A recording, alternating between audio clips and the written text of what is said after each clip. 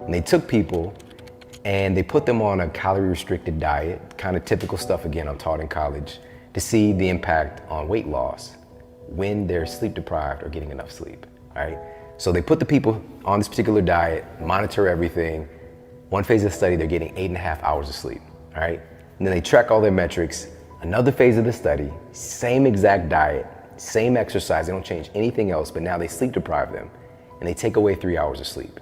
So now they're getting 5.5 hours of sleep versus 8.5 hours of sleep. At the end of the study, they found that when individuals were well rested, they burned 55% more body fat just by getting more sleep. And so the question is, how does this happen? Melatonin production helps to increase your body's mobilization of something called brown adipose tissue, right? This is a type of fat that burns fat, right? And the reason that it's brown is that it has more mitochondria.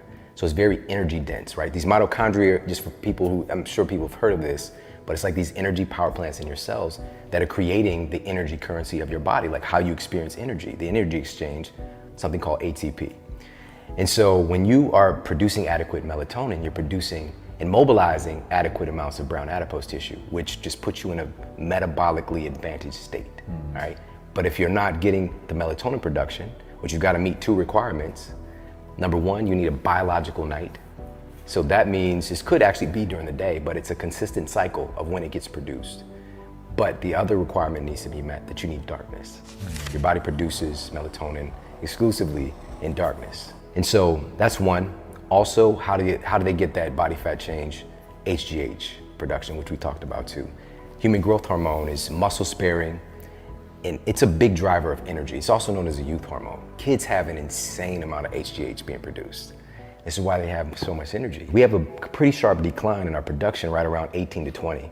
But my argument is that around 18 to 20, we generally in our culture, like we leave the house, we might go to college, that kind of thing, and we no longer have structure, we no longer have rules, and we're not going to produce as much HGH.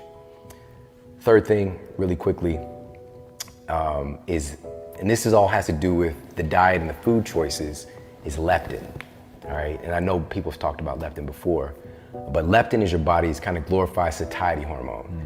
And so when you're producing adequate amounts of leptin, you feel more in control, right? You feel more satiated. But when leptin kind of falls off the map, or you have leptin resistance can take place, then we're gonna have some pretty big issues with you regulating your cravings and your appetite. And so Stanford University researchers found that just one night of sleep deprivation radically suppresses your leptin. And now I hope folks can start to pay attention whenever you might not get the best sleep, how your cravings change the next day. You're gonna have a tendency to want to, number one, eat more. Number two, to want to eat more kind of the starchy, crunchy, salty, sugary type things. And so understanding those major hormones, and there's many others, you start to see the picture that gets painted with just how much your sleep quality impacts your physical appearance.